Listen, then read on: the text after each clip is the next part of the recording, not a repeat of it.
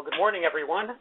Thank you for coming. What I'm going to do now is give an overview of today's workshop, how and why we structured the day, how we came up with the topics. So I am a researcher at the U.S. Census Bureau and also a member of the FCSM. And I was tasked with leading a group that would come up with topics and synthesize information on data processing for today's workshop and beyond. So as was mentioned, this is the second of 3 workshops on transparent reporting on the quality of integrated data. The first workshop, which was held at the beginning of December, focused on the quality of the data inputs, and Chris gave a summary of that. This is the second workshop today on data processing, and that's a huge area, as you can imagine, and so I'll be talking about the various things that go into data processing and what we decided to focus on. And the third workshop at the end of February is on the quality of output data and synthesis of the 3. That's going to be a very fascinating workshop as well. So data processing in the context of integrated data is huge. There are so many different aspects of it.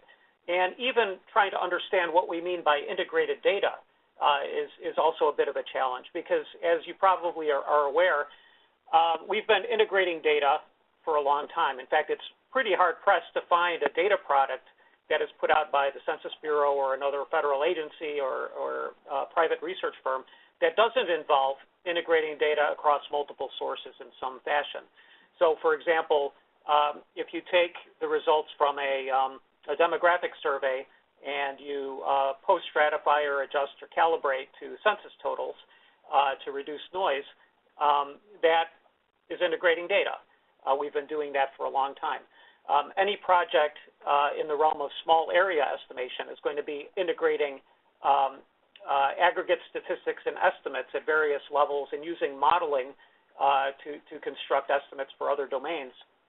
That's another example of the kind of integrated data that have been in use for a while.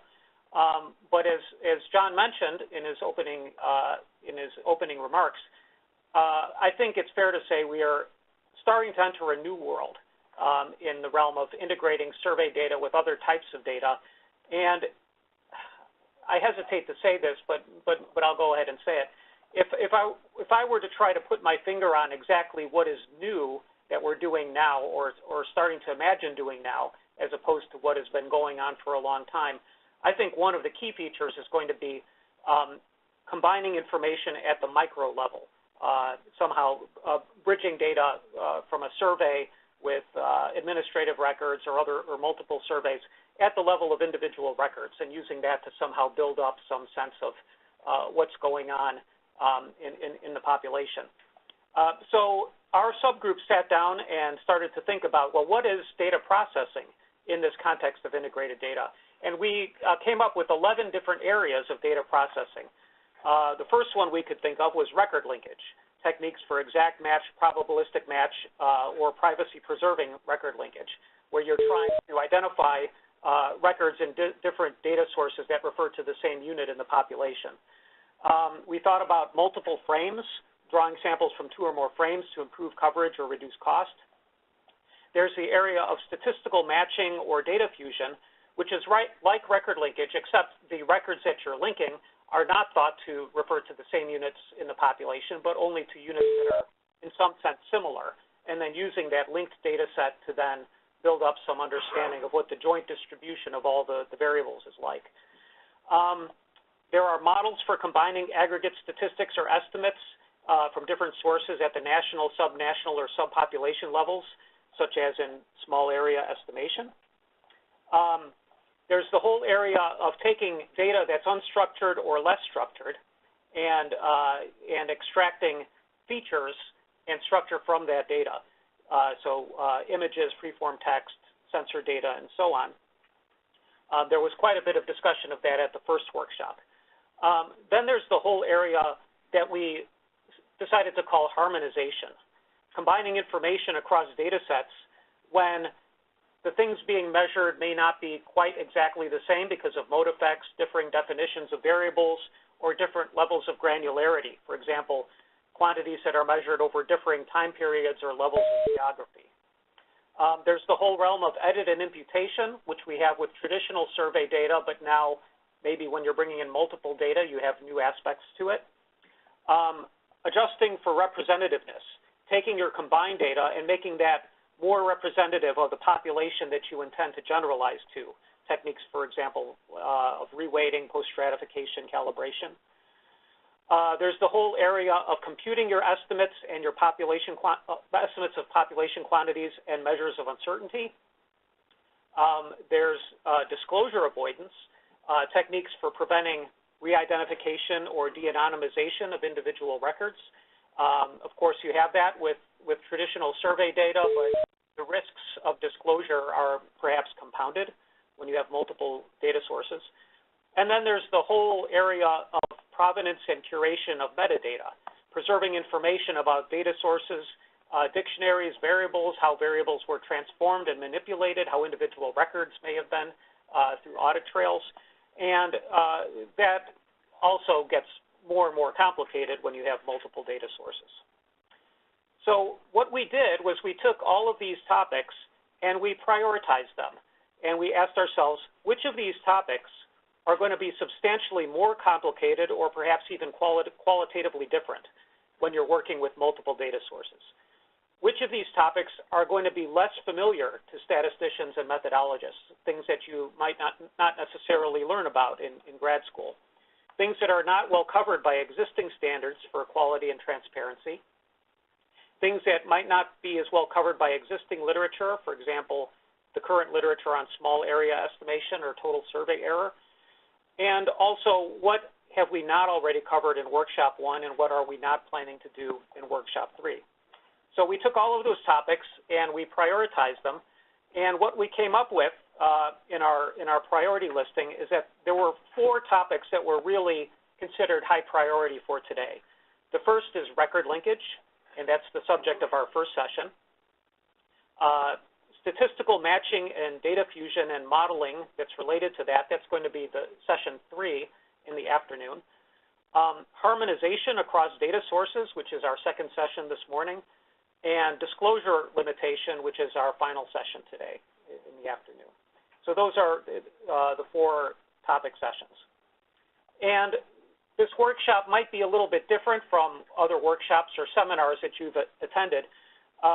One thing that we really strove to do was to draw speakers from academia, federal agencies, and research firms to get a broad picture of what's going on. We have probably about half of our speakers and participants are working from remote locations via WebEx.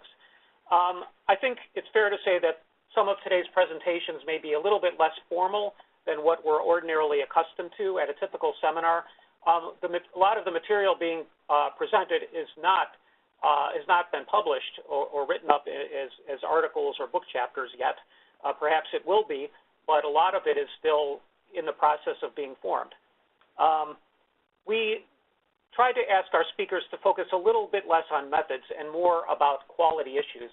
But because some of the methods are specialized and not quite as familiar, there has to be a little bit of that too. We've designated a lot of extra time in each session for questions, comments, and open discussion. There's a very real sense in which the audience in this room and people who are participating remotely is going to be key. Their questions and their discussions and comments is really going to be key in helping our working group synthesize what we're learning today. And we have rapporteurs from JPSM, as John mentioned, who are also going to be synthesizing what we learned and producing a nice report. So with that, I'd like to go ahead and transition now to our first topic session. And I'll introduce our 2 speakers now so that they can just go right ahead.